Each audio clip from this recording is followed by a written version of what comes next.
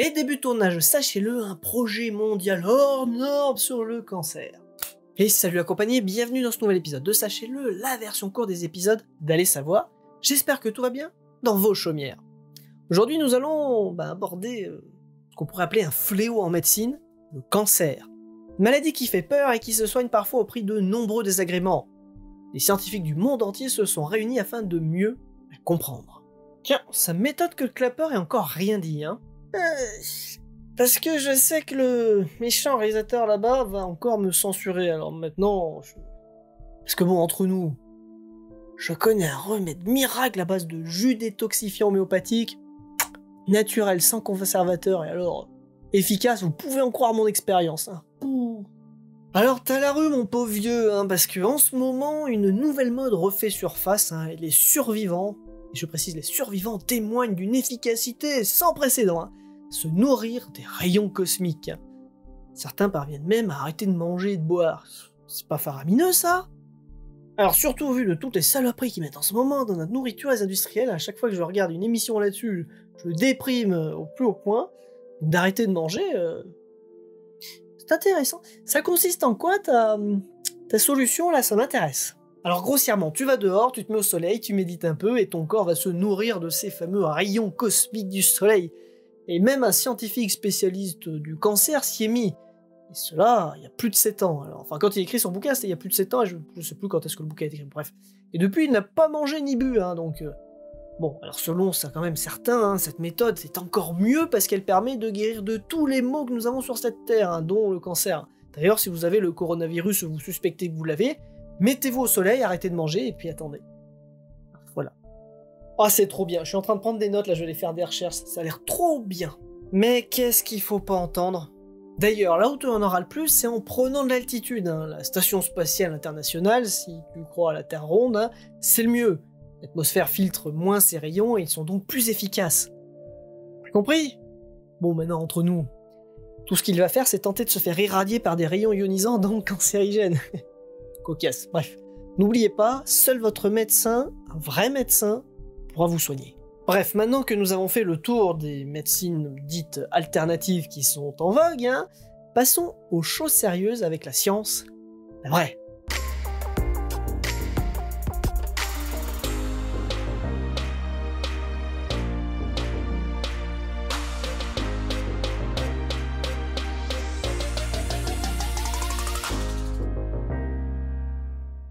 Malgré toutes les avancées et recherches en médecine, le cancer reste parfois difficile à soigner.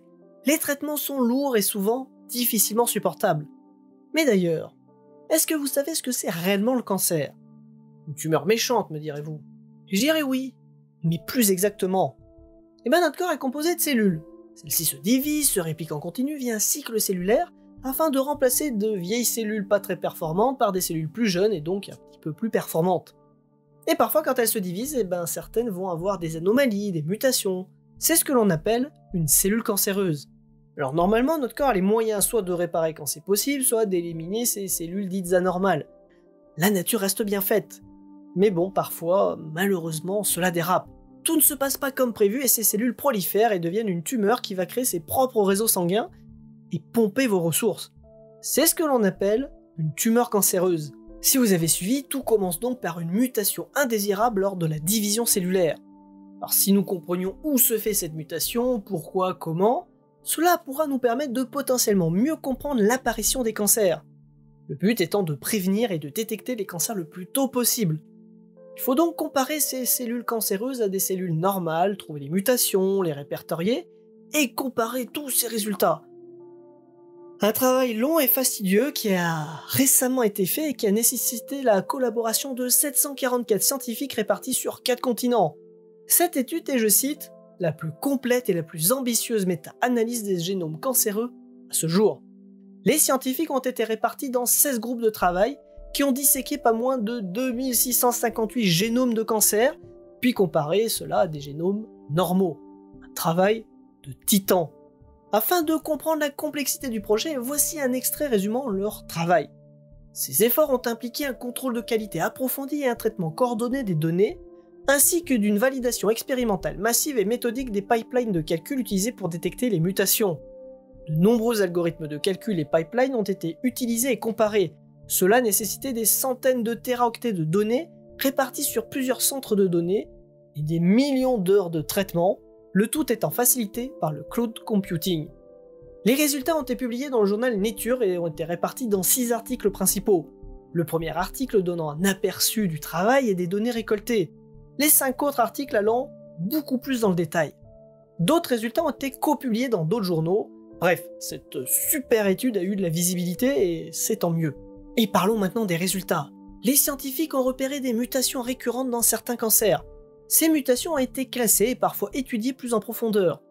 Certains pensaient encore que les mutations étaient aléatoires. Cependant, au vu des données récoltées, ce n'est pas vraiment le cas. Par exemple, ils ont noté que dans le cas du cancer du rein, c'est souvent une mutation du chromosome 5 qui est incriminée. Alors je ne vais pas rentrer dans les détails, car c'est très technique, compliqué et au final un petit peu hors de notre portée, on va l'avouer, parce qu'on aurait besoin de faire beaucoup de recherches sur ce sujet. Et pour ceux qui s'y connaissent, en médecine, etc., le lien dans les sources de la description, comme d'habitude.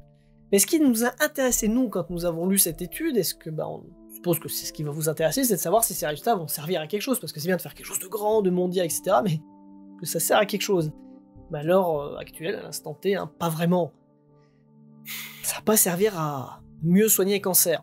Cependant, ces recherches sont nécessaires pour la compréhension du cancer lui-même, et par exemple préciser que ces données permettent enfin de faire avancer la recherche sur ce qui est, je cite, en grande partie enraciné dans des observations. En fait, on a un peu plus de concret. Ces données vont servir du coup à d'autres études, d'autres analyses, d'autres traitements, d'autres choses, afin de mieux comprendre les causes et conséquences de ces mutations génétiques qui sont l'origine du cancer. Le but étant toujours de mieux comprendre le cancer et de mieux le détecter, c'est-à-dire le plus tôt possible quand les traitements sont plus légers. Donc ce qu'il faut retenir, c'est que des scientifiques du monde entier se sont réunis pour enfin avancer tous ensemble sur ce sujet, ce qui est assez rare et qui, l'espérons, continuera dans le futur au vu du grand pas qui vient d'être fait, même si on a dit sur les traitements à l'instant T, ça va pas apporter grand-chose. Se réunir est un début, rester ensemble est un progrès, et travailler ensemble est la réussite. Henry Ford. Une citation qui a du sens dans notre cas là. Bien joué. Et merci à vous de nous avoir suivis. N'oubliez pas de cliquer sur l'un des 2 pouces pour que je puisse savoir si vous avez aimé ou non cet épisode, de commenter, de partager, de vous abonner, de cliquer sur la cloche, de manger, de vivre, de boire, de ce que vous voulez, tant que ça ne nuit pas aux autres. Et puis du coup, moi je vous donne rendez-vous la semaine prochaine pour un nouvel épisode normalement long. Alors aujourd'hui, je vais utiliser une blague qui n'est pas de moi, parce que je voulais rendre hommage à l'un des plus grands humoristes français que la France ait connu, avec une petite citation, si vous reconnaissez, chapeau. Plus cancéreux que moi, tu meurs. Un jour, j'espère être aussi marrant que lui. Dites-moi en commentaire si je m'en approche, alors pas avec celle-là, c'est pas la mienne, mais c'est la semaine dernière, ou... Non, pas la semaine d'avant, c'est encore d'avant, Dites-moi, j'essaierai de m'améliorer. Merci à vous. Fin de tournage.